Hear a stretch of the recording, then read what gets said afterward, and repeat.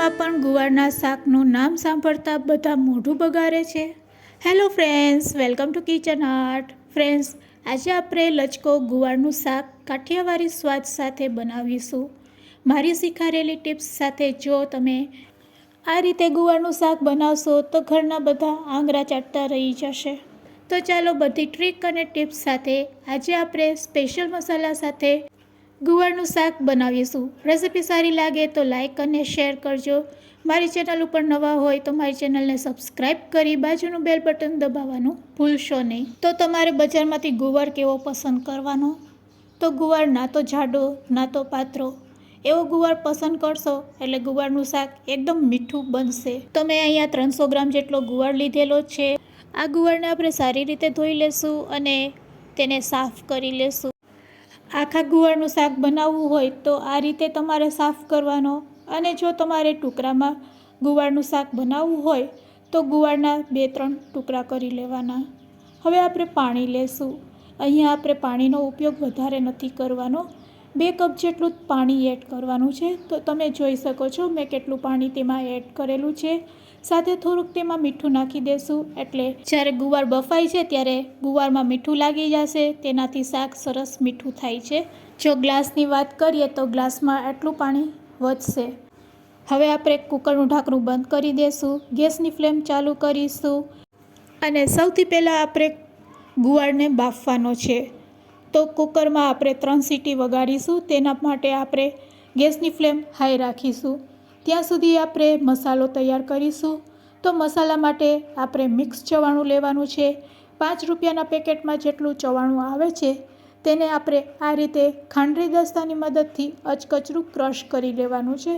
તો તમે જોઈ શકો છો અહીંયા સરસ આપણો મસાલો તૈયાર થઈ ગયો છે. ખાંડરીમાંથી કાઢી લેશું.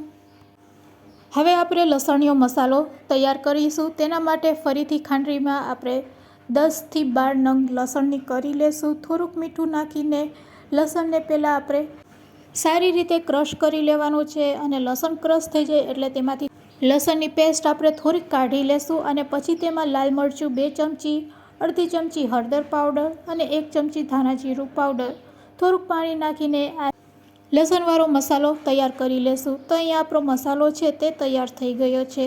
3 સીટી વાગી ગઈ છે. કુકરમાંથી પ્રેશર દૂર કરી અને આપણે ગુવાર ચેક કરી લેશું. તો ગુવાર સરસ બફાઈ ગયો છે, તમે જોઈ શકો છો, અને તમે આ રીતે ચેક પણ કરી શકો છો. તો ગુવાર એકદમ સરસ બફાઈ ગયો છે. તેમાં રહેલું પાણી આપણે દૂર કરી લેશું.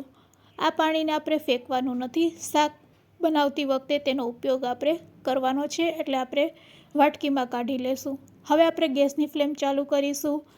એક કડાઈમાં 2 ચમચી જેટલું તેલ લેવાનું છે. તેલ સારું એવું ગરમ થઈ જાય એટલે અડધી ચમચી જીરું અને ચપટીક હિંગ સાથે લસણની પેસ્ટ એડ કરશું અને બધી વસ્તુને સારી રીતે તેલમાં સાતરી લેશું. હવે તેમાં આપણે તૈયાર કરેલો લસણનો મસાલો પણ એડ કરશું. અહીંયા આપણે ગેસની ફ્લેમ આ સમયે સ્લો રાખવાની છે, નકર મસાલો છે તે બળી જશે. હવે તેમાં થોડુંક આપણે પાણી પણ એડ કરશું. તો લસણવાળો મસાલો હોય તેનું જ પાણી આપણે એડ કરવાનું છે. બસ એક વખત આ રીતે મસાલો સાતરી લીધા પછી હવે તેમાં આપણે લાલ મરચું પાવડર એડ કરશું. લાલ મરચું પાવડર એડ કરવાથી એક સરસ કલર આવે છે શાકમાં. સાથે સ્વાદ મુજબ મીઠું નાખશું. મીઠું નાખતી વખતે તમારે ખાસ ધ્યાન રાખવાનું છે કે આપણે ગુવારમાં પણ મીઠું નાખેલું છે. તો બસ મસાલા જેટલું જ આપણે મીઠું નાખીશું. મસાલો સારો એવો પાકે તેના માટે હવે આપણે જે ગુવારનું પાણી રાખેલું છે તેમાંથી થોડુંક પાણી આપણે મસાલામાં એડ કરશું. જો આ રીતે તમે શાક બનાવશો તો શાક એકદમ ટેસ્ટી અને તેમાં કાઠિયાવાડી સ્વાદ આવશે. તો બસ હવે આપણે ચવાણું એડ કરવાનું છે. 3 થી 4 ચમચી તમે ચવાણું એડ કરશો એટલે ગ્રેવી એકદમ ટેસ્ટી બની જશે. તો બસ એક પણ બીજા મસાલા એડ કર્યા વગર જ હવે તરત જ આપણે બાફેલો ગુવાર છે તે તેમાં એડ કરી દઈશું. બાફેલો ગુવાર એડ કર્યા પછી અહીંયા આપણે ગુવારને આ રીતે હળવા હાથેથી હલાવશું, જેથી કરીને મસાલા સાથે ગુવાર મિક્સ થઈ જાય. અને હવે જે બચેલું પાણી છે ગુવારનું તે પણ તેમાં એડ કરી દેવાનું છે.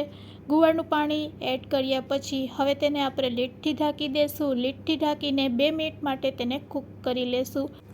2 મિનિટ પછી આપણું કાઠિયાવાડી ગુવારનું શાક તૈયાર થઈ જશે. તો 2 મિનિટ થઈ ગઈ છે. ચાલો હવે આપણે શાકને ખોલી અને ચેક કરી લઈએ. તો ફ્રેન્ડ્સ, તમે જોઈ શકો છો એકદમ સરસ કાઠિયાવાડી સ્વાદ સાથે ગુવારનું શાક રેડી છે સર્વ કરવા માટે. ગેસની ફ્લેમ આપણે બંધ કરી દઈશું અને ગરમા ગરમ તેને સર્વિંગ પ્લેટમાં કાઢી લેશું. રોટલી, રોટલા, પરાઠા ગમે તેની સાથે તમે આ શાક સર્વ કરી શકો છો. ખાવામાં એટલું ટેસ્ટી લાગે છે કે હોટલના સ્વાદને પણ ભૂલાવી દેશે. તો ફ્રેન્ડ્સ, આજની શીખારેલી ટિપ્સ તમને કેવી લાગી તે કમેન્ટ્સમાં જરૂરથી કહેજો. વિડીયોને એન્ડ સુધી જોયો હોય તો એક લાઈક જરૂરથી આપજો અને તમારા ફ્રેન્ડ્સ, મિત્ર ગ્રુપમાં શેર કરવાનું ભૂલશો નહીં. Thanks for watching. આવી નવી ટિપ્સ જોતી હોય તો મારી ચેનલને જરૂરથી સબસ્ક્રાઈબ કરી લેજો.